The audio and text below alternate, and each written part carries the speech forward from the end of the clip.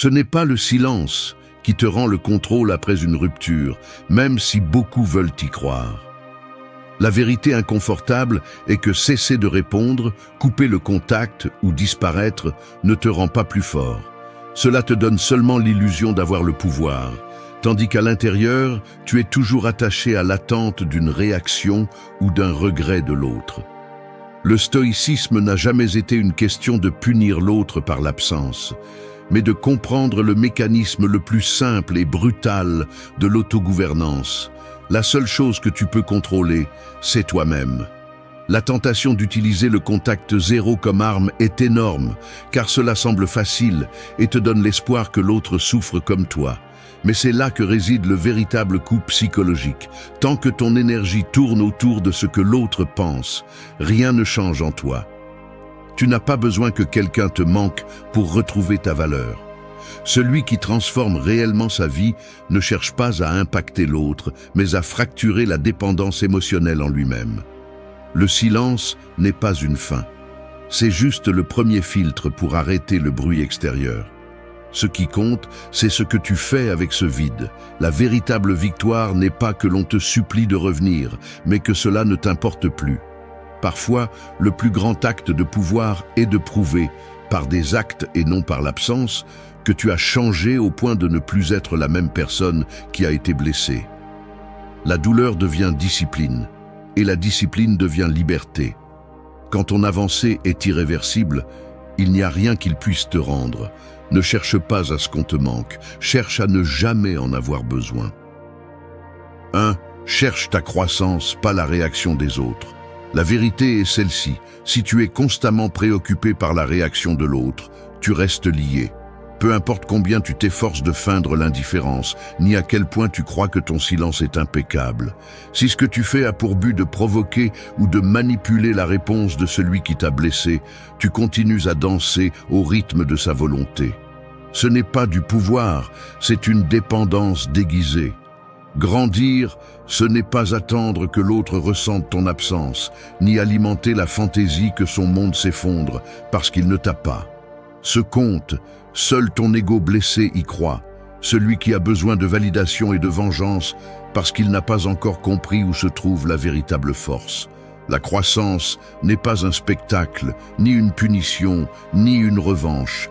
C'est un processus silencieux, parfois brutalement inconfortable, qui ne se négocie pas avec l'espoir que l'autre se repente ou revienne à genoux.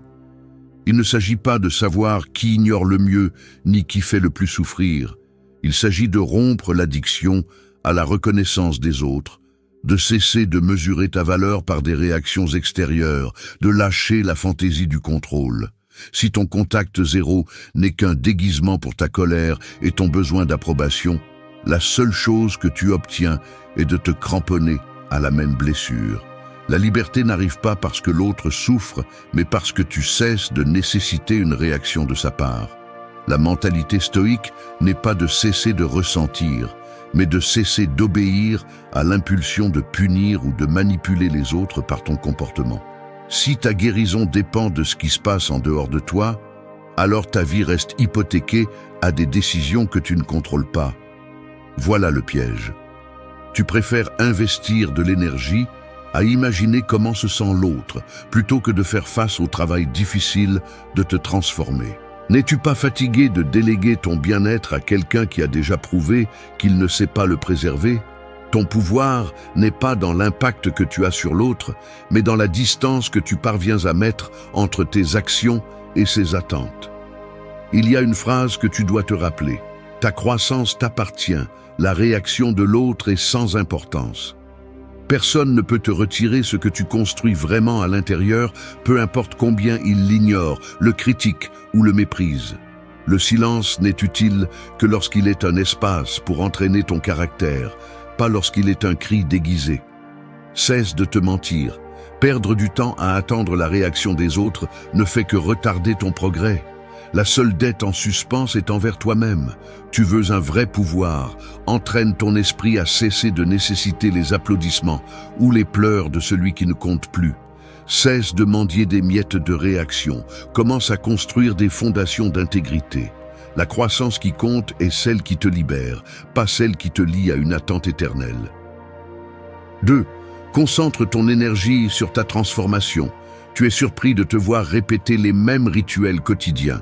Tu vérifies ton téléphone discrètement, tu repasses mentalement chaque mot que tu as dit ou que tu as omis de dire. Tu cherches des signes dans les messages absents.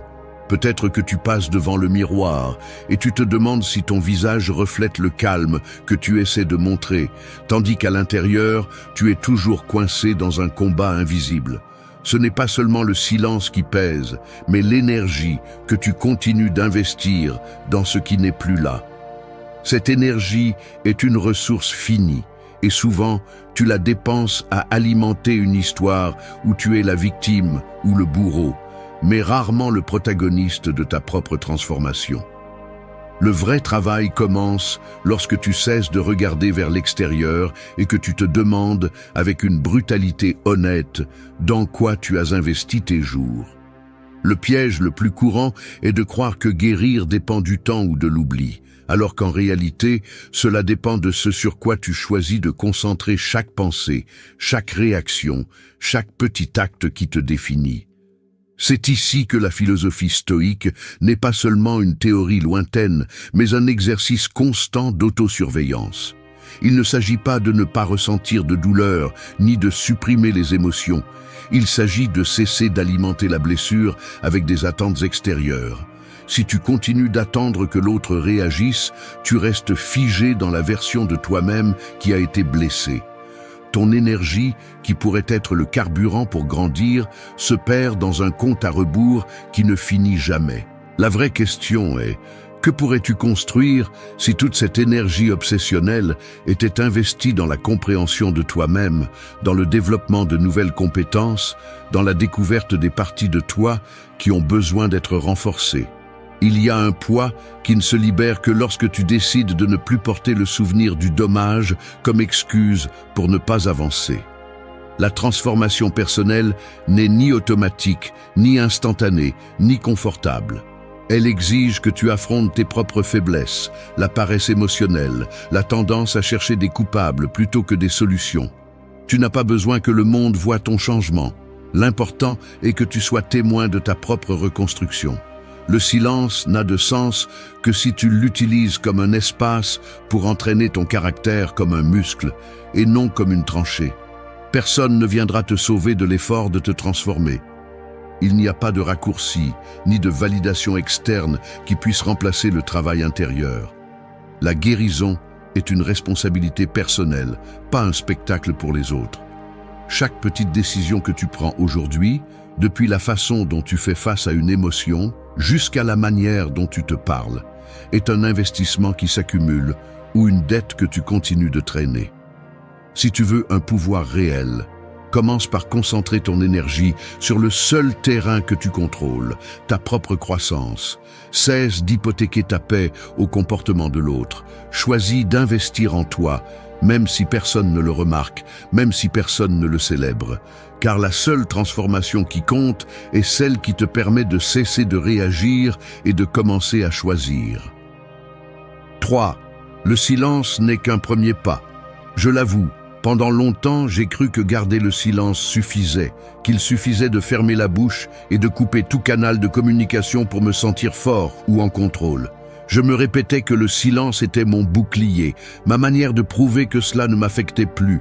Mais au fond, ce que je faisais n'était qu'éviter le conflit visible tout en continuant à alimenter le conflit invisible. Le silence, à lui seul, est un mécanisme primaire, presque instinctif. C'est le premier mouvement quand tu ne sais pas comment répondre sans perdre plus que ce que tu as déjà perdu. Mais voici le piège.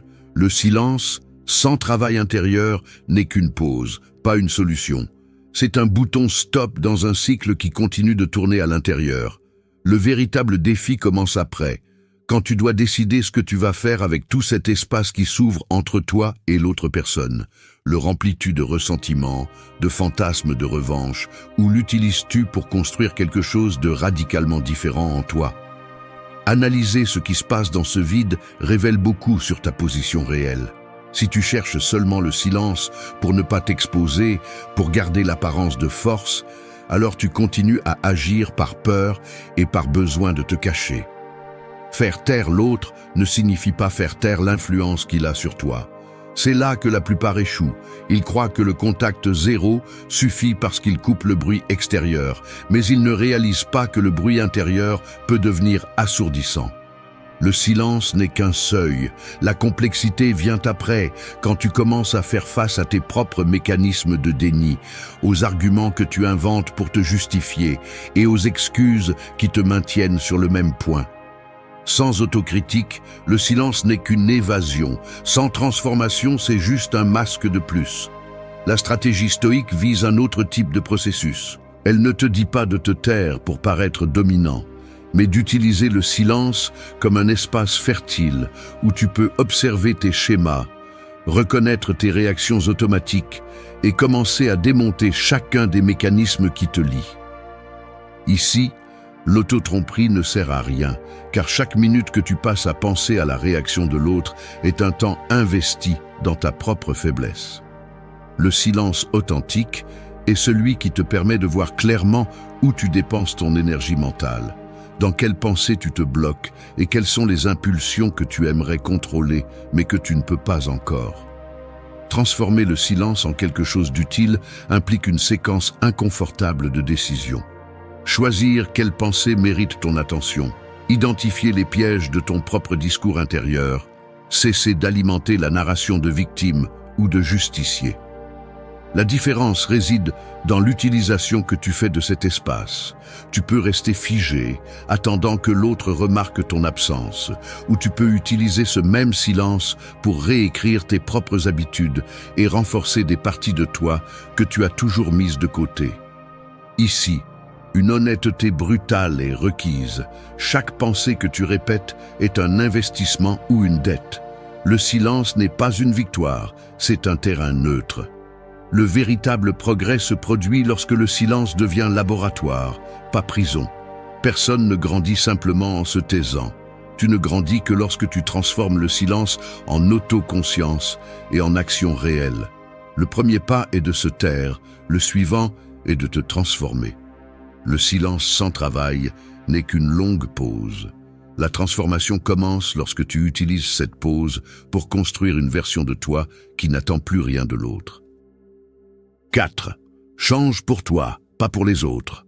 Tu vois quelqu'un sculpter une figure en bois avec une patience féroce.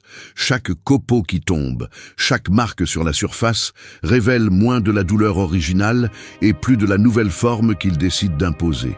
Il ne se demande pas si le morceau de bois se souvient du coup, ni si la poussière au sol se réunira un jour avec la pièce principale. Il est uniquement concentré sur la sculpture qui émerge, répondant seulement à son propre rythme et à sa main ferme. Ainsi doit être ton changement, pas une réaction automatique à ce qui t'a été fait, mais une œuvre délibérée qui n'a besoin ni de témoins, ni d'approbation. Lorsque toute ton énergie est dirigée à montrer à l'autre que tu ne t'en soucies plus, tu restes enchaîné par le reflet de son regard, piégé dans la salle d'attente d'une validation qui n'arrive jamais. Changer pour soi exige une brutalité d'honnêteté.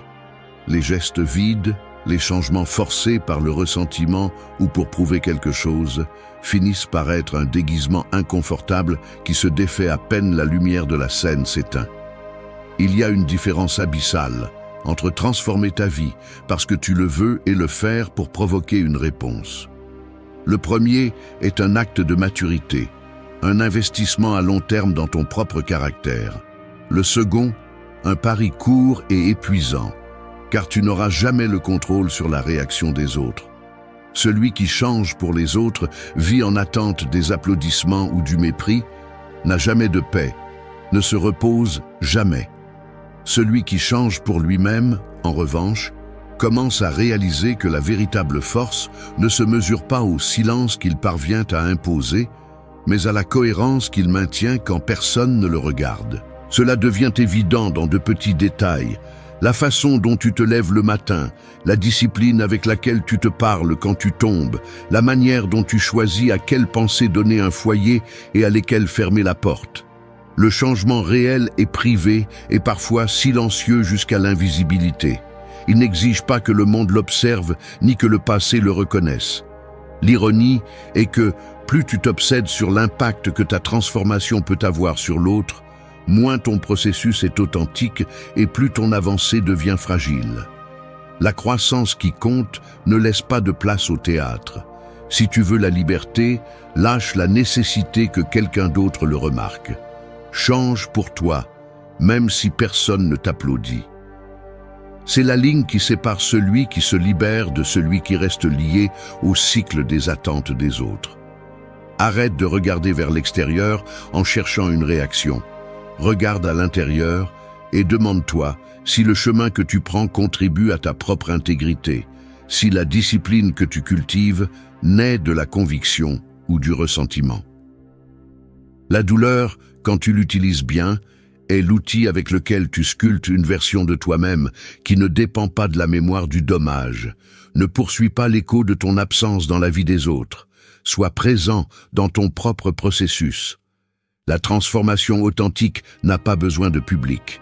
C'est le seul changement qui ne se renverse pas. 5. Rends ton avancement irréversible. Rien ne change si tu restes le même. Tu peux couper le contact, effacer des messages, bloquer des numéros et mettre en place toute la mise en scène du détachement, mais tant que ton esprit continue de fonctionner selon les mêmes vieilles règles, tout ton avancement est réversible, fragile, superficiel. Ici, il n'y a pas de place pour les demi-mesures. Si ta croissance dépend du fait que l'autre ne réapparaisse pas, tu restes prisonnier de son ombre. Prends tes responsabilités une bonne fois pour toutes. Chaque fois que tu répètes des excuses sur la difficulté de lâcher prise, la seule chose que tu démontres, c'est que tu préfères le confort de ton propre stagnation plutôt que le vertige d'avancer sérieusement. Personne ne va te donner la vie que tu veux. Personne ne viendra briser la routine que tu refuses de démonter. Si tu continues d'attendre que quelque chose d'externe t'oblige à bouger, alors ta récupération n'est qu'une pause fragile qui s'effondre dès que l'autre traverse ton esprit ou ton chemin. L'avancement irréversible ne se produit pas par accumulation de jours en silence ou par le nombre de fois où tu réussis à retenir un message que tu n'as jamais envoyé. Cela se produit lorsque tu ajustes le mécanisme interne que tu utilisais pour mendier de l'attention. C'est brutal, oui, car cela t'oblige à cesser de blâmer les autres pour ta dépendance et à regarder en face la partie de toi qui se complaît dans la faiblesse. Ici, il n'y a pas de place pour les discours d'autocompassion. Si tu veux vraiment couper le cycle, tu dois être impitoyable avec tes propres habitudes, avec cette habitude de chercher dans le passé une excuse pour ne pas construire l'avenir. Ce qui te retient n'est pas la douleur, c'est ton addiction à l'ancienne version de toi-même, celle qui trouve toujours des arguments pour ne pas avancer. Arrête de te mentir. Celui qui change vraiment ne laisse pas de porte entrebâillée ni ne garde de clé de rechange pour revenir en arrière. La véritable croissance n'admet pas de recul. Si tu veux du pouvoir, commence à prendre des décisions inconfortables et maintiens-les jusqu'à ce que la tentation de revenir soit sans importance. Prouve par des actes que ton avancement ne dépend ni de la vigilance des autres, ni de la peur de la rechute. Mets-toi mal à l'aise. Change tes routines, détruis les rituels que tu utilisais pour te sentir en sécurité dans ton propre auto-illusion. Renonce à la satisfaction que l'autre remarque ton absence. Le progrès irréversible ne se proclame pas. Il se construit en secret, à l'épreuve de tes propres faiblesses. Entraîne ton esprit comme tu entraînerais un muscle. Répète l'effort jusqu'à ce que la discipline pèse plus que l'habitude de chercher des miettes de réaction. Si aujourd'hui tu te demandes quand tu cesseras de rechuter, la réponse est claire, le jour où tu choisiras de ne plus être ton propre obstacle. Personne ne peut te ravir un avancement qui ne dépend de personne d'autre. Choisis aujourd'hui de ne plus construire tes fondations sur le sable des attentes des autres. Rends-le si irréversible que la seule option soit de continuer à grandir, même si cela fait mal, même si personne ne le voit, même si tu dois le faire seul. Car c'est seulement ainsi que l'avancement cesse d'être un geste et devient ta nouvelle nature. 6. Laisse derrière toi le besoin d'approbation. La vérité inconfortable est celle-ci. Tant que tu cherches l'approbation, tu restes prisonnier. Peu importe combien tu t'efforces de prouver que cela ne t'affecte plus, ni à quel point ton indifférence est convaincante, si au fond tu as besoin de reconnaissance ou de validation, ta liberté n'est qu'une illusion. Il y a un piège silencieux dans ce besoin. Il te convainc que ta valeur dépend du regard des autres, que tu n'es suffisant que si quelqu'un d'autre le confirme. Ainsi, chaque avancée personnelle est contaminée par l'attente d'être vue, applaudie ou même remarquée. C'est une dette émotionnelle qui ne se termine jamais de se payer et qui consomme ton énergie par petites doses quotidiennes, te volant l'autonomie que tu cherches à construire. Le véritable conflit se déroule en toi. Une partie de ton esprit comprend que tu devrais avancer uniquement pour toi. Mais une autre partie continue d'attendre des signaux externes, un geste qui valide ton processus. Cette contradiction interne est épuisante, une sorte de filtre déformant qui altère chaque réalisation personnelle et la rend incomplète. Le mécanisme est subtil, presque automatique. Chaque fois que tu parviens à résister à l'impulsion de chercher un contact, chaque fois que tu maintiens le silence, apparaît la fantaisie que l'autre observe ta transformation, qu'il reconnaît ce que tu as perdu ou ce qui t'a coûté d'arriver ici. Mais cette pensée révèle la dépendance que tu n'as pas coupée. C'est comme si tu avais un compteur invisible qui ne compte des points que si l'autre les regarde. La vérité est que personne ne peut remplir ce vide pour toi, et continuer à attendre qu'il le fasse est une forme d'auto-sabotage. Accepter cela est inconfortable, car cela t'oblige à regarder en face la partie la plus fragile de ton estime de soi. C'est là que la philosophie stoïque frappe avec toute sa brutalité. Tu n'as aucun contrôle sur l'opinion des autres, ni sur leurs émotions, ni sur le récit qu'ils construisent sur toi. La seule chose que tu peux gouverner est ta réponse, ton processus, ta reconstruction interne. Chaque fois que tu te surprends à imaginer comment l'autre réagirait à ton changement, chaque fois que tu ressens une douleur en ne recevant pas de reconnaissance, souviens-toi de cela. La vraie valeur ne dépend pas de témoins. Tu n'as pas besoin d'un public pour devenir quelqu'un de différent. Tu as besoin de discipline pour cesser de la chercher. L'entraînement commence lorsque tu décides de cesser d'alimenter ce mécanisme automatique de recherche d'approbation. Cela peut faire mal, car cela signifie accepter que la solitude fait partie du processus et que ton avancée devra se soutenir sans applaudissements, sans réponse, sans garantie d'être remarqué. Mais c'est la seule liberté qui ne se renverse pas, lorsque ton standard n'est plus défini par le reflet que tu reçois, mais par la cohérence entre ce que tu penses, ressens et fais. Personne ne va te rappeler chaque jour ce que tu vaux, ni célébrer tes petites victoires internes.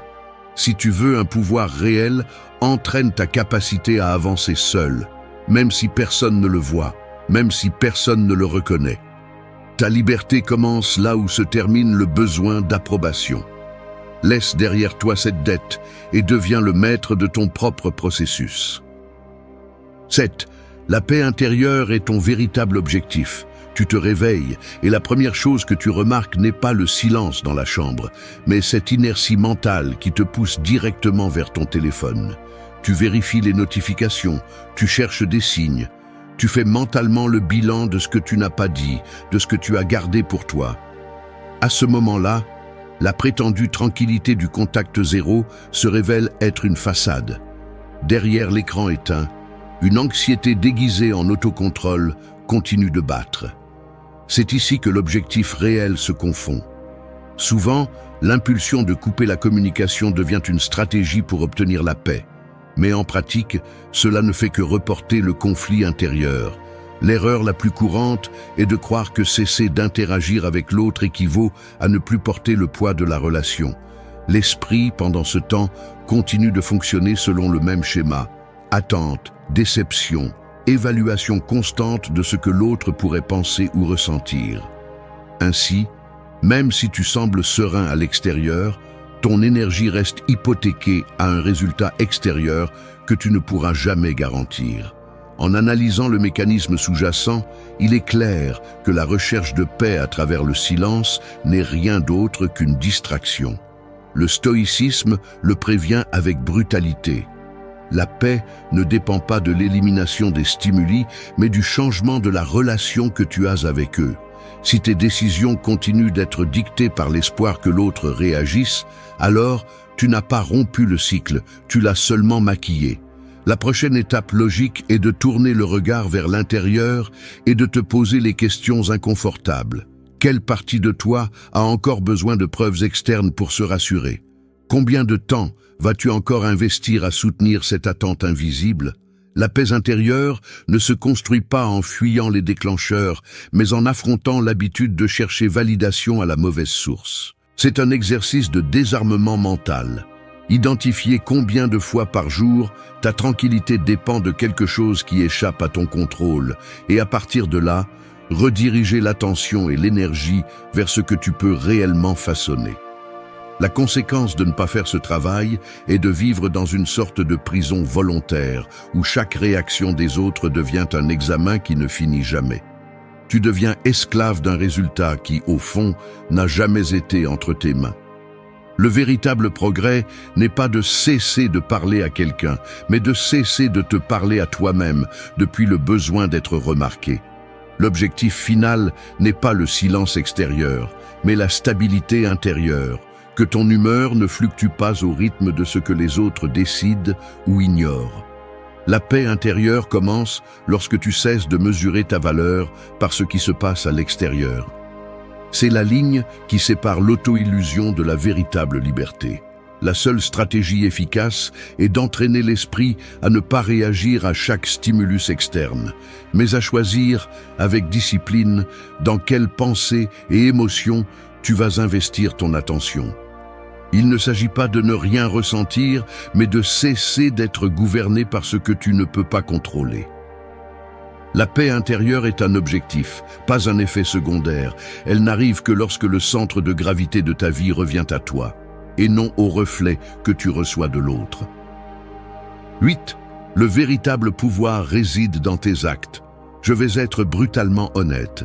J'ai passé des journées entières coincé dans le même cycle, les poings serrés dans mes poches et la mâchoire tendue, croyant que le véritable pouvoir était de me contenir, de ne pas répondre aux messages, de me rendre invisible, de maintenir cette posture rigide comme si c'était une armure. Mais la vérité, c'est que tout ce théâtre semble vide lorsque tu te surprends à regarder l'écran éteint. Lorsque le corps reste rigide et l'esprit ne se repose pas, attendant un signe que ton silence porte ses fruits. Le pire, c'est de sentir comment l'estomac se serre à chaque notification qui n'arrive pas. Comment le cœur bat plus vite lorsque tu traverses la rue et que tu crois voir une silhouette familière. Le contact zéro, dans la pratique, n'est qu'une pause inconfortable si ta tête continue de tourner autour de l'autre. Peu importe combien de fois tu bloques, effaces ou te tais, si tes actes ne changent pas, tu restes esclave de la même nécessité déguisée en contrôle. Le véritable pouvoir n'est pas ce geste tendu d'autocensure, ni l'attente silencieuse d'une reconnaissance. Le véritable pouvoir réside dans ce que tu fais quand personne ne te regarde, dans la qualité de tes actions quotidiennes. Cela se remarque dans les petits détails. La façon dont tu te forces à te lever tôt, même si tu n'en as pas envie, le rituel inconfortable de t'asseoir pour lire ou écrire alors que tu préférerais te perdre dans la distraction. Le pouvoir réel se ressent lorsque tu transformes l'impulsion de chercher des nouvelles sur l'autre en la discipline d'entraîner ton corps, d'apprendre quelque chose de nouveau, de construire des habitudes qui ne dépendent pas de témoins. C'est la différence essentielle. Tu ne dépenses plus ton énergie à alimenter l'attente d'une réaction, mais tu l'investis pour devenir quelqu'un de plus fort, de plus capable, de plus cohérent avec la personne que tu dis vouloir être. Il y a une ligne qui ne peut pas être négociée. Tes actes sont les seuls arguments qui comptent. Tu peux raconter 1000 histoires sur ce que tu ressens ou ce que tu penses, mais au final, ce qui te définit, c'est ce que tu fais quand personne ne le valide. La croissance authentique ne laisse pas de place aux justifications ni aux fantasmes de vengeance. Elle se construit dans la répétition inconfortable de décisions qui coûtent, dans la constance que personne n'applaudit, dans la fatigue physique et mentale que toi seul connais. Le véritable pouvoir ne fait pas de bruit. Personne ne peut te retirer un avancement qui est ancré dans tes propres actes. À ce moment-là, la véritable rupture se produit. Tu cesses de mesurer ta force par la réaction des autres et tu commences à gagner du respect pour toi-même, car chaque action cohérente est une dette de moins envers ton passé. Il n'y a pas de raccourci ni de formule magique. La douleur se recycle en discipline. L'anxiété se transforme en clarté lorsque tu te forces à agir, même si ton corps demande à reculer. Tu te reconstruis avec tes actes, pas avec tes intentions. C'est là, et seulement là, que se trouve le pouvoir que personne ne peut te prendre. Lorsque ta vie se remplit d'actions qui s'additionnent, le silence de l'autre devient irrélevant. Tout le reste n'est qu'une illusion de contrôle. C'est dans ce que tu fais, jour après jour, que se joue la seule récupération qui compte. 9. Utilise la douleur comme moteur d'amélioration. La douleur n'est pas une alarme que tu peux éteindre, ni un accident dont tu peux fuir. C'est comme avoir une machinerie interne qui surchauffe chaque fois que tu insistes à regarder du mauvais côté. Tu peux essayer de l'ignorer, de t'anesthésier avec des distractions bon marché ou de faire semblant qu'elle ne t'affecte pas, mais chaque fois que tu évades sa présence, tu ne fais que faire rouiller le mécanisme et te rendre plus maladroit, plus faible. La plupart choisissent le chemin facile, déguiser la douleur avec de la colère, la cacher sous des excuses de fierté ou la transformer en un récit victimiste pour justifier la paralysie.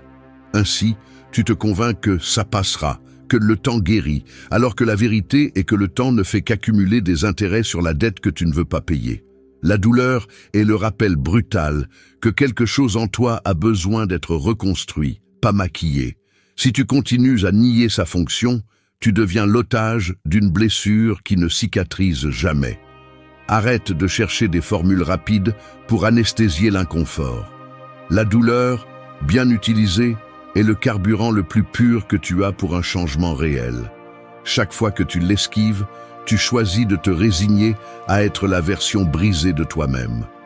Veux-tu vraiment continuer à passer tes jours à construire des murs autour de cet inconfort, comme si tu pouvais te protéger contre l'apprentissage qu'il exige? La douleur est le seul conseiller qui ne se laisse pas soudoyer, qui ne répond pas à tes supplications et qui ne disparaît pas simplement parce que tu l'ignores. Sa fonction est de te pousser à agir, à cesser de justifier tes propres chaînes. Si tu oses arrêter de fuir, si tu utilises la douleur comme un moteur et non comme une excuse, tu transformes le poids mort en nouvelle force. La douleur révèle tes points faibles, mais elle te montre aussi exactement où investir ton prochain effort. Beaucoup préfèrent le cercle vicieux de la plainte, le lamentement interminable, la répétition d'histoires, où l'autre est responsable de leur misère. Mais la vérité est que personne ne va te sauver de cette cage. Et le seul qui peut transformer la douleur en croissance, c'est toi. C'est ici que le discours se brise. La douleur ne te donne pas le droit de rester faible, ni d'exiger une compassion éternelle. Elle te donne une occasion unique. Entraîner ton caractère juste à l'endroit où ça fait le plus mal. La douleur est l'outil, pas l'excuse. Arrête de l'utiliser comme prétexte pour ne pas avancer. Si tu l'affrontes de front, si tu la travailles comme si c'était un muscle, chaque jour cesse d'être une condamnation et commence à être un investissement. C'est la différence entre ceux qui restent bloqués et ceux qui avancent, même s'ils saignent de l'intérieur. Tu n'as pas besoin de compréhension ni d'approbation pour utiliser la douleur à ton avantage. Ce qui est nécessaire, c'est que tu cesses de négocier avec ta faiblesse et que tu commences à transformer chaque inconfort en une décision concrète. Changer une habitude, affronter une vérité, construire de la discipline, juste là où tu avais l'habitude de te rendre. Ce n'est pas de l'héroïsme, c'est une survie consciente. Arrête d'attendre un soulagement. Utilise la douleur ou la douleur t'utilise. Là se trouve le seul chemin irréversible. Le véritable pouvoir naît de traverser la douleur les yeux ouverts, pas de construire des châteaux d'évasion. Ose être brutalement honnête. La douleur que tu ne transformes pas devient ton geôlier, mais la douleur que tu travailles te rend maître de ton destin. 10. Surmonte, ne manipulez pas. Surmonter n'est pas la même chose que manipuler. Celui qui manipule ne surmonte jamais. Peu importe la stratégie que vous utilisez, si votre silence ou votre absence cherche toujours à provoquer une réaction, vous n'avez pas avancé d'1 millimètre. À l'intérieur, le mécanisme est toujours le même. Une partie de vous veut prouver que cela ne vous fait plus mal, tandis qu'une autre reste obsédée par le pouvoir qu'elle peut récupérer à travers un contrôle subtil. C'est ainsi que se met en place le piège mental. Vous croyez que vous gagnez parce que l'autre ne sait rien de vous, mais en réalité, vous ne faites que retarder votre propre liberté. Chaque fois que vous passez en revue vos propres actions à la recherche de signes d'impact, vous devenez l'otage de l'attention des autres. C'est ici que se joue le plus dangereux des auto-illusions. L'illusion que vous pouvez guérir tout en maintenant l'autre comme référence invisible de votre valeur. Il n'y a pas de victoire dans le silence qui attend d'être remarqué. Le seul véritable progrès se produit lorsque peu importe si l'autre le perçoit ou non. L'esprit, dans ses couches les plus profondes, est expert pour déguiser le besoin de vengeance en stratégie d'auto-surmontement. Vous vous répétez que vous le faites pour vous, mais chaque pensée tourne autour de l'idée que l'autre le remarque, que quelque chose change à l'extérieur avant de changer à l'intérieur. Cette dépendance psychologique est la véritable fracture dans votre processus. Tant que vous cherchez à contrôler, punir ou manipuler, vous continuez à alimenter la même faiblesse que vous dites vouloir surmonter. Le stoïcisme ne vous demande pas de cesser de ressentir. Il exige que vous assumiez que le seul terrain qui compte est celui que vous maîtrisez en vous. Celui qui cherche à manipuler renonce à son propre pouvoir. Il n'y a pas de raccourci. Soit vous choisissez de grandir, soit vous choisissez de contrôler, mais jamais les deux en même temps. Surmonter exige que vous vous posiez, de manière brutalement honnête, la question de pourquoi vous continuez à mesurer vos progrès en fonction de la réaction des autres. Le désir de manipuler n'est qu'un masque de plus pour l'insécurité, un autre filtre qui déforme votre perception et vous maintient piégé dans des cycles d'attente et de déception. La véritable surmonte se produit le jour où vous cessez d'utiliser la douleur comme levier pour faire bouger l'autre et la transformer en carburant pour vous reconstruire. Le seul résultat irréversible est celui qui ne dépend ni de témoins ni de victimes. Ainsi se libère le fardeau, lorsque vous n'avez plus d'intérêt à provoquer, seulement à évoluer. La vraie liberté est de cesser de jouer sur deux tableaux. Si votre objectif est de guérir, faites-le parce que votre intégrité l'exige, pas parce que vous attendez que l'autre se plie. Voici la dernière frontière. Surmonter, c'est cesser de négocier avec le passé et commencer à investir, en toute conscience, dans l'avenir que vous choisissez de construire. Beaucoup d'hommes atteignent un âge où la jeunesse et l'apparence ne servent plus de monnaie d'échange. À ce moment-là, la réalité frappe. Aucun artifice superficiel n'est suffisant pour gagner le respect qu'ils désirent en silence. Ce qui sépare les hommes véritablement admirés des autres n'a rien à voir avec le fait d'avoir plus d'argent, de muscles ou de charisme fin. C'est le poids invisible de leur caractère qui parle avant eux. Il ne s'agit pas de paraître invulnérable, mais de forger une solidité interne qui ne dépend ni des applaudissements ni de l'approbation. La vérité est inconfortable. Tant que tu cherches une validation à l'extérieur, tu resteras faible à l'intérieur. Le respect et l'attraction authentique ne se négocient pas. Ils se construisent à partir d'une discipline de fer, de la capacité à supporter le coup psychologique de tes décisions, de l'autarcie émotionnelle et de l'honnêteté brutale envers soi-même.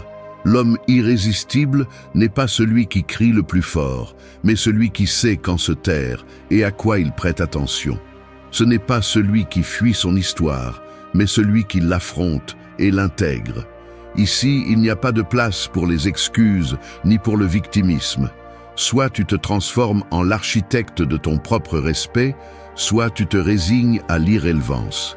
La maturité est la véritable force. Voici l'invitation. Arrête de te comparer et commence à entraîner le muscle le plus important, ton caractère. Personne ne respecte une façade. Seule la cohérence et le but laissent une empreinte. 1. Cultive le silence comme une force intérieure. La plupart des hommes aujourd'hui échouent parce qu'ils sont incapables de se taire. Je ne parle pas seulement de la bouche, mais de la compulsion d'opiner, de réagir, de se remplir de distractions et de bruit mental. Il y a une faiblesse chronique chez celui qui ne supporte pas son propre silence, car c'est là que surgissent les vérités inconfortables sur ce que vous êtes, ce que vous n'avez pas fait et ce que vous avez laissé pourrir à l'intérieur. Si vous ne pouvez pas être en silence, vous n'avez pas de pouvoir sur vous-même. C'est aussi simple que cela. Un homme qui dépend du bruit extérieur, qu'il s'agisse de validation, de divertissement, de réseaux sociaux, du besoin constant d'expliquer ou de justifier chaque mouvement, est un homme qui vit sur la défensive, perdu dans son propre chaos. Le silence n'est pas l'absence d'action, c'est le contrôle absolu sur votre monde intérieur. C'est la capacité d'observer vos impulsions sans agir comme une marionnette de vos émotions. Lorsque vous cultivez le silence, vous entraînez le muscle de la patience et de la clarté. Vous n'êtes pas le premier à sauter pour répondre, à chercher des excuses, à vous plaindre. N'importe qui peut remplir l'air de mots. Très peu ont suffisamment de contrôle pour se taire et écouter, pour analyser avant de faire un pas. Le silence sélectif est l'outil qui sépare l'homme qui dirige de l'homme qui ne fait que réagir. Les excuses pour ne pas pratiquer le silence sonnent toujours de la même manière. C'est comme ça que je suis. Si je ne le dis pas, j'explose. Je dois me défendre. De pure justification de quelqu'un qui craint de se confronter à lui-même. Savez-vous ce qui se passe lorsque vous restez silencieux au milieu d'une discussion ou d'un conflit ? Vous réalisez que la plupart des attaques externes n'ont pas de poids, que le véritable défi est de ne pas vous trahir vous-même par une réaction automatique. Être silencieux n'est pas être soumis. C'est refuser de gaspiller de l'énergie sur ce qui ne construit pas votre respect de soi. Celui qui maîtrise le silence maîtrise sa présence. Celui qui maîtrise sa présence impose le rythme de n'importe quel environnement dans lequel il entre. C'est une vérité inconfortable. Votre capacité à vous taire et à observer vous rend imprévisible, difficile à manipuler et beaucoup plus attrayant. La faiblesse se cache derrière le bruit et les mots faciles. La force se forge dans l'espace où personne d'autre ne peut entrer. Vous n'avez pas besoin de prouver quoi que ce soit lorsque vous avez le contrôle. L'homme qui cultive le silence comme force intérieure devient son propre filtre. Choisis ce qui mérite son énergie et ce qui ne la mérite pas. Arrête d'être esclave de tes mots. Les hommes forts parlent moins et observent plus. Le défi est simple mais brutal. Restez silencieux 2 fois plus longtemps que ce que vous aimeriez. Ressentez le poids de votre silence et apprenez à le porter. Ce n'est qu'alors que vous commencerez à construire la véritable base de votre respect. 2. Concentre ton attention sur ce qui compte. Tu te lèves, tu regardes ton téléphone et la première chose que tu remarques est une avalanche de messages, de notifications, de nouvelles que tu n'as pas demandées, d'opinions extérieures, des gens qui se battent pour ton attention depuis la première seconde. Tu vas aux toilettes, tu reviens, tu ouvres une application, tu perds 5 minutes. Tu fais du café, tu vérifies à nouveau ton téléphone. Tu sors dans la rue et ta tête est déjà pleine de choses que tu n'as pas choisi de penser, de ressentir ou de porter. C'est la norme pour la plupart.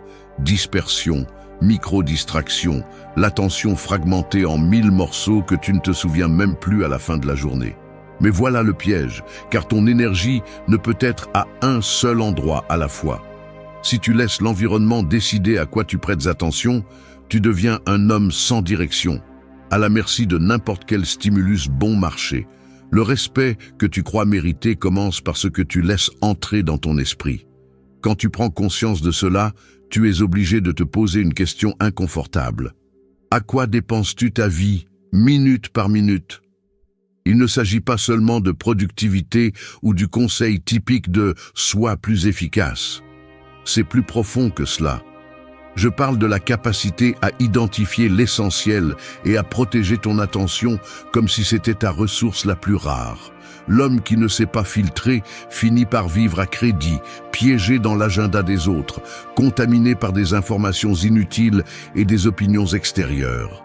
L'attention n'est pas un luxe, c'est la monnaie avec laquelle tu achètes ton propre avenir. Chaque fois que tu te distrais, que tu te laisses emporter par le courant du trivial, tu accumules une dette invisible envers l'homme que tu veux être. La plupart préfèrent ne pas penser à cela, car cela implique d'accepter qu'ils ont offert des années à la distraction, qu'ils ont permis à l'extérieur de dicter leurs priorités. Mais il n'y a pas de respect, ni pour soi-même, ni pour les autres, pour celui qui ne contrôle pas son attention. Si tu veux vraiment être attirant, tu as besoin d'un esprit qui choisit à quoi il s'engage. Tu ne peux inspirer personne si tu vis de manière dispersée. L'attention est la base de toute construction sérieuse, relation, projet, discipline, même ton bien-être émotionnel. Quand tu as clairement en tête ce qui compte et que tu agis en conséquence, tu commences à montrer un type de sécurité qui ne se feint pas, car elle vient de savoir que ton temps n'est pas en solde. La réalité est brutale, ton attention définit ta vie. L'homme qui contrôle son attention contrôle son destin. Pas besoin de chercher des secrets complexes. Le défi est d'apprendre à dire non, à laisser passer ce qui n'ajoute rien, à ne pas prêter ton énergie à ce qui ne fait que diminuer. Le respect se construit dans le silence, mais se maintient avec attention. Si tu veux que le monde te valorise, commence par protéger ce que tu regardes, ce que tu écoutes, ce que tu laisses grandir dans ta tête. L'attention est ton épée et ton bouclier. Utilise-la avec intention. 3. Fais de la discipline une habitude inébranlable. Je vais être honnête, le mot « discipline » ne m'a jamais plu. Pendant des années, je l'ai évité parce que je l'associais à la punition, à la rigidité, à une sorte de vie sans goût ni marge pour l'imprévu. Je me justifiais en disant que la créativité a besoin de chaos, que la vie est trop courte pour vivre enchaîné à des routines. Mais après suffisamment d'échecs, de déceptions et de promesses brisées envers moi-même, j'ai dû accepter une vérité difficile à digérer. Derrière chaque objectif non atteint, chaque rêve qui s'est flétri dans un coin de mon esprit, se trouvait le manque de discipline. Ce n'était ni le destin, ni la malchance, ni une conspiration de l'univers. C'était une simple incapacité à maintenir des habitudes inconfortables jusqu'à ce qu'elles deviennent une partie de moi. La plupart des gens cherchent la motivation, mais la motivation est une ressource fugace. La discipline, en revanche, est le mécanisme qui te permet d'avancer même quand tout en toi veut t'abandonner. Si tu l'analyses de près, tu verras que la discipline n'est pas une question de volonté infinie, mais de prendre des décisions stratégiques concernant ton environnement, tes horaires et tes schémas de récompense. L'erreur la plus courante est de laisser tout à l'improvisation. Penser que tu vas t'entraîner quand l'envie te prend, que tu vas lire quand tu auras du temps, que tu vas atteindre tes objectifs quand tu en auras envie. Cela ne fonctionne pas ainsi avec l'esprit humain. Notre cerveau cherche le chemin le plus facile, le plaisir immédiat, l'évasion au moindre effort. Si tu ne mets pas de barrière, si tu ne conçois pas de rituel qui automatise l'important, tu finis esclave du confort. Il ne s'agit pas d'être un robot. Il s'agit de reconnaître que chaque habitude est un investissement à long terme. Chaque répétition est une brique dans la structure de ton caractère. La discipline n'est pas glamour, c'est de l'ingénierie intérieure. Beaucoup croient que la discipline est synonyme de sacrifice interminable, mais en réalité, c'est le contraire. C'est le seul chemin vers la liberté authentique. Lorsque tu contrôles tes habitudes quotidiennes, l'heure à laquelle tu te lèves, ce que tu manges, la façon dont tu entraînes ton corps et ton esprit, tu commences à remarquer que la vie cesse de ressembler à une collection d'obligations et devient une plateforme de lancement. Les hommes qui n'ont pas de discipline vivent piégés dans une boucle de culpabilité et d'excuses, attendant toujours le moment parfait pour commencer. Ce moment n'arrivera pas. Tu dois le forcer. Fais de la discipline une routine non négociable, pas une exception. La constance, même si elle est inconfortable, est le seul moyen de construire le respect de soi. L'homme véritablement attirant est celui qui tient ses promesses, surtout celles qu'il fait en solitude, quand personne ne regarde. Rien ne génère plus de magnétisme que la fiabilité silencieuse. Il y a une phrase qui ne manque jamais. La discipline est la base de toute transformation. Si tu laisses chaque jour dépendre de ton humeur, ta vie sera une séquence de débuts et d'abandon. Si, en revanche, tu transformes la discipline en habitude, le progrès devient inévitable, presque automatique. Personne ne forgera ton caractère à ta place. Choisis l'inconfort de la discipline maintenant ou l'amertume d'un futur sans respect. La décision te reviendra toujours. 4. Sois maître de tes émotions, pas leur esclave. Regarde n'importe quel homme dans une salle pleine, non pas pour ce qu'il dit, mais pour la façon dont il réagit lorsque quelque chose le déstabilise. Les émotions, pour la plupart, sont comme un liquide se déversant sur une table inclinée. Il suffit d'un mot, d'un regard, et elles débordent, salissant tout autour. Tu vois les poings serrés sous la table, la mâchoire tendue, un tic dans le sourcil, juste avant de répondre plus fort que nécessaire. Les émotions ne sont pas l'ennemi, mais elles sont un mécanisme qui, si tu ne le maîtrises pas, te maîtrise. La différence entre celui qui gouverne sa vie et celui qui la survit se trouve dans ces secondes microscopiques où quelque chose te provoque, et tu décides si tu vas être maître de ta réaction ou juste un pion de tes impulsions. Contrôler n'est pas réprimer, c'est transformer. C'est transformer la chaleur en direction, la colère en clarté, la tristesse en but. Un homme qui succombe à la colère ou à l'anxiété face à quoi que ce soit qui ne se passe pas comme il le souhaite, a la solidité d'une feuille dans le courant. Personne ne lui fait confiance, même pas lui-même. Il y a un moment presque imperceptible avant l'explosion. Cet instant où tu sens comment le corps se tend, la respiration se raccourcit, le sang monte à ton visage. Beaucoup ne le remarquent même pas. Ils sont déjà en train de dire, de crier, de défendre des positions auxquelles ils n'ont même pas réfléchi, comme s'ils avaient un ressort interne programmé pour sauter. Le véritable respect naît lorsque tu es capable d'identifier ce ressort et de lui mettre un poids dessus. Seuls les hommes immatures croient que l'authenticité est de vomir tout ce qu'ils ressentent sans filtre ni stratégie. La maturité se reconnaît chez celui qui peut tout ressentir, mais ne se laisse pas emporter par quoi que ce soit. Si tu veux te respecter et que les autres te respectent, tu dois pratiquer l'art de t'arrêter, d'observer l'émotion sans en faire ton identité. Tu n'es pas ta colère, ni ta peur, ni ton euphorie. Tu es celui qui décide quoi en faire. L'autosuffisance émotionnelle est une compétence entraînable. Il ne s'agit pas de feindre l'indifférence, ni de porter un masque de dureté. Il s'agit de comprendre que chaque émotion est un message, pas un ordre. Tu peux ressentir de la déception sans la transformer en ressentiment, de la frustration sans tomber dans l'autocompassion, du désir sans en être l'esclave. Les émotions n'ont que le pouvoir que tu leur donnes. Le respect de soi et l'attraction authentique commencent lorsque tu deviens le gardien de ce pouvoir. Tu n'es pas tes impulsions, tu es l'architecte de tes réponses. Cela, et rien d'autre, est la force. Ne te laisse pas emporter chaque fois que le monde te pousse. Entraîne la pause, la réflexion, la transformation.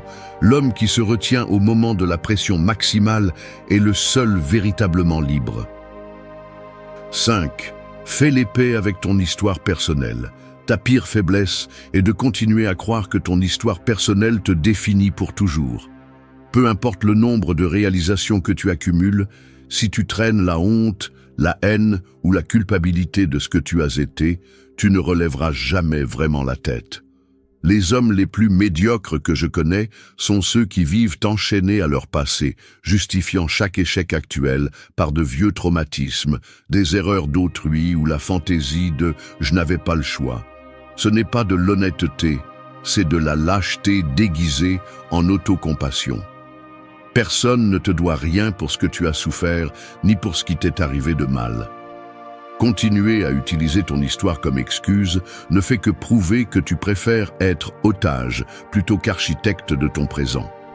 Si un homme adulte continue à blâmer sa famille, une ex, le pays ou l'époque dans laquelle il est né pour ce qu'il est aujourd'hui, il a décidé d'abdiquer son pouvoir. Et la vie ne respecte pas ceux qui se rendent avant de se battre. Fais les paix avec ton histoire, ou elle te fera payer tous les jours. Le passé n'est pas une condamnation, c'est une matière première. Si tu continues à regarder ta vie à travers le filtre de ce que tu n'as pas eu, de ce qu'on ne t'a pas donné ou de ce que tu as perdu, tu ne feras que répéter le même cycle d'auto-apitoiement et de sabotage. Tu n'es pas spécial à cause de tes blessures. Tu n'es pas intéressant à cause de tes cicatrices. Tu deviens précieux seulement lorsque tu es capable de regarder tout ce qui t'est arrivé, le bon et le pourri, et de décider ce que tu vas en faire maintenant. L'acceptation radicale n'est pas de la résignation, c'est une brutalité lucide. Voici ce que j'ai vécu, voici ce que j'ai, et à partir d'ici, personne ne va écrire mon scénario sauf moi. Ceux qui séduisent par la victimisation finissent par attirer la pitié, jamais le respect ni l'admiration. Les gens perçoivent qui marche en traînant des chaînes invisibles et qui se lève malgré le poids de sa propre biographie. La véritable transformation commence lorsque tu cesses de négocier avec ton passé et assumes le coup d'être toi-même, sans histoire ni déguisement. Si ton histoire te humilie, utilise-la comme moteur, pas comme frein. Si ton histoire te fait honte, transforme-la en preuve que tu as survécu. Mais il est temps d'arrêter de chercher du réconfort dans le récit selon lequel tu as fait ce que tu as pu. Le respect ne se construit pas sur des excuses, il se bâtit sur des décisions difficiles. L'homme attirant n'est pas celui qui nie son histoire, c'est celui qui l'intègre, apprend et avance sans demander la permission. Fais les paix avec ton histoire, où tu voles la puissance de tout ce que tu peux devenir. Il n'y a de présent que pour celui qui enterre ses excuses. Ton passé n'est pas une sentence, c'est du matériel de construction. La différence entre admiration et pitié réside dans la façon dont tu te rapportes à ce que tu as vécu. Décide. 6. Cherche la vérité, même si cela dérange. La plupart des hommes ne échouent pas par manque d'intelligence ou d'opportunité, mais parce qu'ils préfèrent se mentir plutôt que d'affronter la vérité qui dérange. C'est la racine de presque toute médiocrité. L'autotromperie systématique, l'habitude d'adoucir, de cacher ou de rationaliser ce qu'ils ne veulent pas voir. Il y a une force brutale à regarder en face ses faiblesses, mais peu osent le faire car la vérité n'a pas de compassion. Elle t'oblige à accepter que tu n'es pas aussi discipliné que tu le pensais, que ton caractère a des fissures, que beaucoup de tes décisions ont été lâches ou automatiques, que tu répètes des schémas que tu as juré de surmonter. L'homme ordinaire choisit le soulagement de l'ignorance. Il préfère masquer le malaise, blâmer le contexte, embellir le récit de sa vie jusqu'à se convaincre que tout est sous contrôle. Mais ce soulagement est un luxe coûteux. Tôt ou tard, la facture arrive et les intérêts se paient sous forme de respect de soi perdu, de relations qui se brisent, de rêves qui pourrissent dans le silence. La vérité a le poids inconfortable de l'irréversible. Une fois que tu la vois, tu ne peux plus revenir en arrière sans te trahir. Chercher la vérité, même si cela fait mal, est une habitude qui commence dans l'intime. La façon dont tu justifies tes vices, la manière dont tu édites ton histoire pour ne pas ressentir de honte, le mécanisme invisible par lequel tu te convaincs que tu le surmonteras un jour, tout en continuant à reporter l'essentiel. L'esprit est expert dans la fabrication d'excuses, dans la distorsion de la réalité pour protéger ton image fragile de toi-même. Mais chaque mensonge que tu te racontes est une brique de plus dans le mur qui te sépare de ton potentiel. Le stoïcisme n'est pas seulement résister à la douleur extérieure, c'est avoir le courage de désarmer tes propres illusions, d'identifier les filtres avec lesquels tu juges les autres et toi-même, et d'accepter que ton ego est souvent le pire conseiller. La véritable liberté commence lorsque tu es capable de te dire la vérité sans embellissement, sans anesthésie émotionnelle. Le respect et l'attraction que tu cherches naissent de cette transparence radicale. L'authenticité n'est pas de te déclarer parfait, c'est de montrer que tu as la capacité d'affronter ce que tu es et malgré tout, décider de grandir. Aucun homme ne peut diriger, inspirer ou aimer véritablement s'il ne s'est pas entraîné à l'inconfort de l'auto-examen honnête. La vérité ne négocie pas avec tes désirs. Ce que tu n'oses pas regarder te contrôle depuis l'ombre. Tu peux construire une façade pendant des années, mais l'intégrité ne se forge que lorsque tu choisis la vérité, même si cela détruit une partie de ton ancien récit. Ne cherche pas de réconfort dans des explications confortables. Cherche la rudesse de ce qui est. Entraîne ce muscle. Chaque fois que tu choisis la vérité plutôt que le confort, tu deviens plus solide à l'intérieur, moins manipulable et beaucoup plus respectable. La maturité commence lorsque tu cesses d'avoir peur de ce que tu es capable de voir. 7. Donne sans attendre de reconnaissance. Tu marches dans la rue et quelqu'un te demande une direction. Tu expliques sans rien attendre. Ou tu paies le café au bureau et ton collègue ne le remarque même pas. Tu fais une faveur, un geste, un effort supplémentaire et bien souvent le silence est la seule réponse. À l'intérieur, quelque chose bouge. Une partie de toi aimerait au moins un merci, un regard de reconnaissance, un petit paiement invisible qui compense l'effort. Le mécanisme est simple. Depuis l'enfance, on nous apprend à associer valeur avec récompense, avec attention, avec la confirmation que ce que nous faisons a un écho à l'extérieur. Mais voici le piège. Si ta générosité dépend de la validation externe, elle ne sera jamais plus qu'un investissement intéressé. Et ce calcul, aussi petit soit-il, devient une fracture dans le caractère. L'homme qui donne seulement en attendant en retour du respect, de l'affection ou de la visibilité, hypothèque son énergie à la réaction des autres. C'est un mécanisme de dépendance qui l'enchaîne à l'opinion d'autrui, même s'il le nie. La conséquence est évidente. Chaque fois que la reconnaissance n'arrive pas, une sensation de dette émotionnelle, de frustration s'installe, comme si on lui devait quelque chose qu'il n'a jamais convenu ouvertement. Ainsi, le ressentiment s'accumule, le cynisme, une sorte de fatigue morale qui finit par drainer la volonté de continuer à donner. C'est pourquoi la plupart deviennent avares de leurs actes. Ils n'aident que là où ils voient l'applaudissement ou le retour assuré. Le résultat est une médiocrité en chaîne. La décision stratégique est autre. Donner sans rien attendre, agir selon un code interne qui ne soit pas négociable en fonction de la réaction de l'environnement. Non pas parce que tu es un saint, ni pour rechercher une supériorité morale, mais parce que tu comprends que le véritable pouvoir réside dans le fait d'être maître de tes propres standards. Seul celui qui donne par conviction, sans l'urgence de la reconnaissance, entraîne une autonomie réelle. Son estime de soi ne se gonfle ni ne se dégonfle en fonction de la réponse des autres. Il y a une différence abyssale entre donner parce que c'est le moment et donner parce que tu as décidé de devenir la source, non le mendiant de l'appréciation des autres. Si tu deviens la source, ton respect de soi grandit, car tu sais que personne ne peut te voler l'essentiel.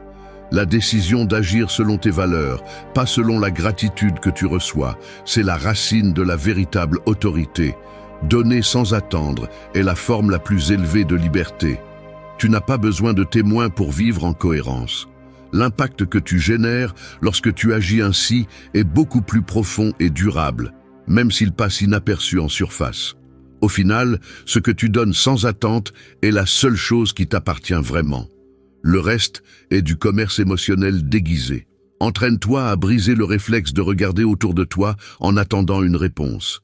Donne parce que tu peux, parce que tu choisis de le faire, parce que c'est ainsi que tu te construis. Le reste est accessoire et l'admiration sincère arrive seulement quand tu n'en as pas besoin. L'homme qui donne sans facturer des faveurs est toujours au-dessus de la dette sociale. Ton héritage ne se mesure pas en applaudissements, mais en ce que tu laisses sans réclamer. C'est la différence entre un homme libre et un homme dans le besoin. 8. Trouvez et suivez un but personnel. Je vais dire quelque chose qui est difficile à admettre à voix haute. Pendant des années, j'ai porté un sentiment persistant d'être de trop, comme si ma vie était une séquence de mouvements automatiques, des routines recyclées, des engagements que je n'avais jamais vraiment choisis. J'entrais dans un bureau. Je saluais avec un sourire forcé. Je m'asseyais devant un écran et je sentais la journée glisser sans laisser de traces. C'était comme si l'énergie s'échappait par une fissure invisible, non pas par manque de force physique, mais parce qu'au fond, il n'y avait aucune direction concrète qui me faisait serrer les dents et dire « Maintenant oui, je fais ça pour moi, pas pour le scénario que quelqu'un d'autre a écrit ». Quand je regardais d'autres hommes dans la rue, je pouvais voir le même geste, le regard perdu en attendant le métro, le dos légèrement voûté, les yeux rivés sur n'importe quel écran pour ne pas affronter le vide laissé par des journées sans sens. Le corps le sait avant l'esprit. Les épaules pèsent, la voix s'éteint, les projets restent dans les tiroirs parce que l'essentiel ne brûle pas à l'intérieur. Et là, j'ai compris que le respect que tu cherches à l'extérieur n'apparaît que lorsque tu as quelque chose pour lequel tu es prêt à être inconfortable, à rester seul, à échouer en sachant que l'échec en vaut la peine si c'est pour quelque chose qui t'appartient. Il n'y a pas de magnétisme chez celui qui se déplace par imitation, juste une répétition fatiguée de ce qu'il faut faire. Le but personnel n'est pas une révélation mystique ni une étiquette de développement personnel. C'est une décision constante. Définir pourquoi tu te lèves, ce que tu refuses d'abandonner, même si tout devient difficile. Quelle est la cause pour laquelle tu tolères l'inconfort et supportes le poids de l'incertitude? Tu le ressens physiquement. La respiration devient plus profonde lorsque tes actions comptent. La fatigue pèse moins. Les jours semblent avoir un tranchant et une texture au lieu d'être une masse amorphe d'obligations. L'homme sans but dérive. Il est facile à manipuler parce qu'il n'a pas de filtre réel. N'importe quelle tendance, n'importe quelle pression extérieure, n'importe quelle urgence d'autrui s'infiltre dans son agenda et le rend invisible même pour lui-même. Mais il suffit de décider d'une direction, même si elle est imparfaite, pour commencer à marcher différemment. Les amis le remarquent, le partenaire le ressent, même les adversaires perçoivent qu'il y a quelque chose d'intransigeant dans ta façon de te mouvoir. Le but est le seul antidote réel contre la sensation que tout n'a pas d'importance. Tu n'as pas besoin qu'on te donne la permission de le choisir. Personne ne viendra te montrer le chemin qui en vaut vraiment la peine.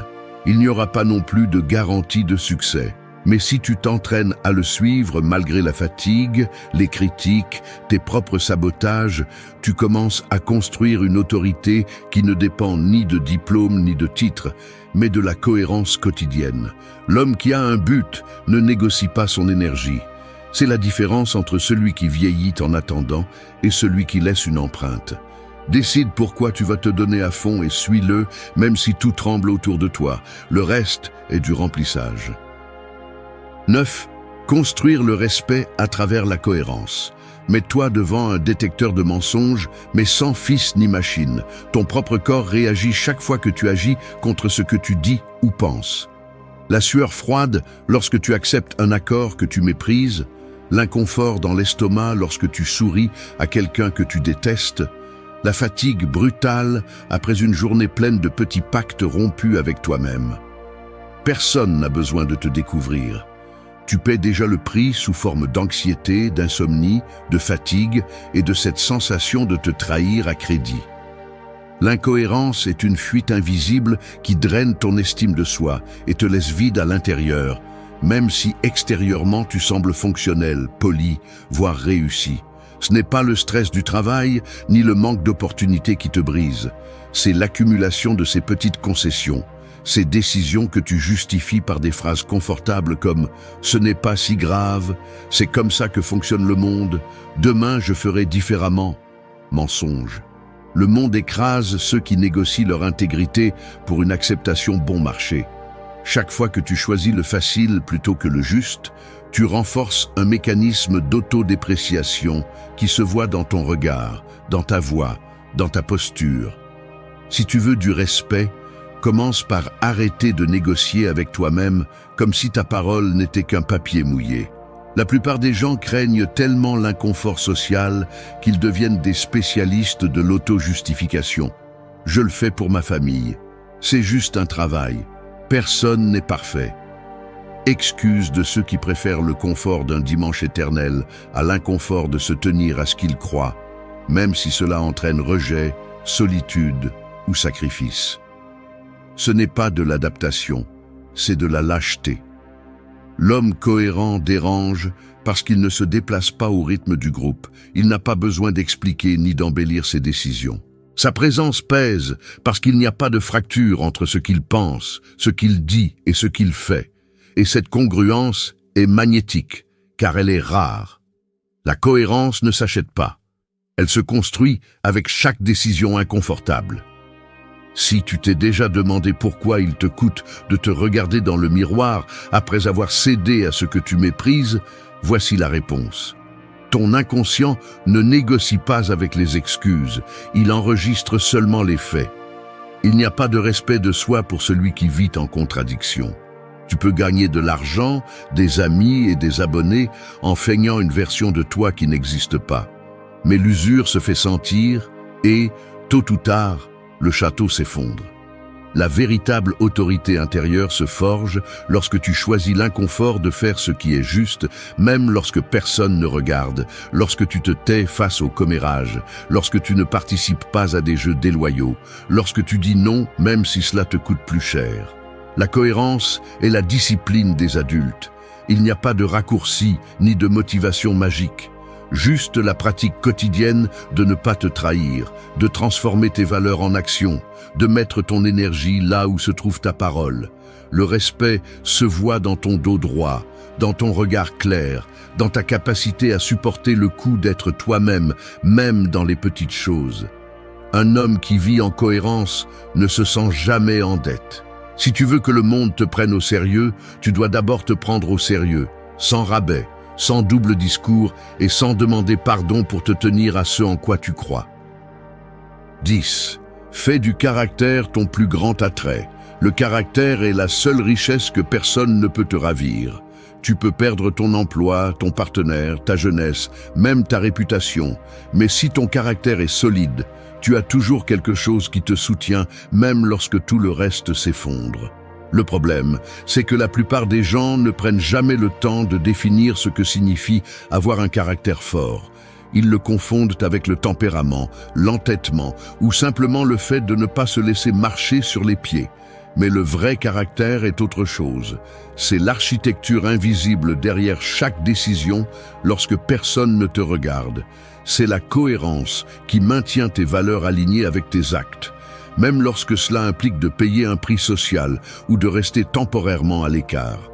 Ce qui rend un homme irrésistible, ce n'est pas la perfection, mais la fiabilité interne. Ce sentiment que même si l'environnement exerce une pression, il ne négocie pas ce qui fonde sa dignité. L'attraction authentique naît de cette sécurité silencieuse, de la certitude qu'il ne se trahira ni par plaisir immédiat, ni par peur du rejet.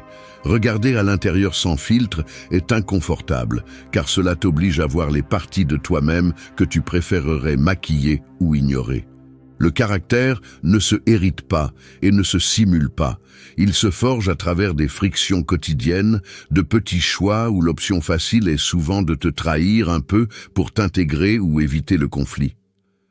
L'auto-analyse honnête révèle combien de fois tu as cédé à la pression, combien de fois tu as faim pour plaire, combien de fois tu as trahi tes propres convictions pour le confort du groupe. Chacune de ces concessions laisse une empreinte, une fatigue subtile qui se transforme en manque de confiance en soi. C'est là le mécanisme le plus cruel. Plus tu te trahis, plus tu as besoin de la validation extérieure, plus tu dépends de cette approbation, plus tu es éloigné de la véritable force. Et l'ironie est brutale. Le respect et l'attraction ne viennent que lorsque tu n'en as plus besoin pour te sentir complet. L'entraînement du caractère commence le jour où tu cesses de chercher des excuses et assumes que ta parole, ton jugement et tes limites sont ta seule garantie de respect, tant pour toi-même que pour les autres. Ce n'est pas un processus confortable ni linéaire. Tu vas sentir le poids de la solitude, le bourdonnement des doutes, la tentation constante de rabaisser tes standards pour rendre la vie plus facile. Mais chaque fois que tu choisis ce qui est difficile parce que c'est juste, chaque fois que tu maintiens ton jugement, même si ta voix tremble, tu renforces un muscle interne qui n'est pas visible, mais qui se perçoit dans tout ce que tu fais. L'homme qui fait du caractère son plus grand attrait n'a pas besoin de feindre la sécurité ni d'embellir son histoire. Sa présence suffit. Le caractère authentique impose le respect avant même de prononcer un mot. C'est la différence qui laisse une empreinte, celle qui ne vieillit pas, celle qui survit à toute mode ou crise externe. Si tu veux un véritable magnétisme, commence par entraîner le courage d'être toi-même, même si personne n'applaudit. Tout le reste est un décor qui s'effondre au premier vent. Merci d'être resté jusqu'à la fin de la vidéo. Si vous avez tout vu, commentez « Je suis stoïcien ».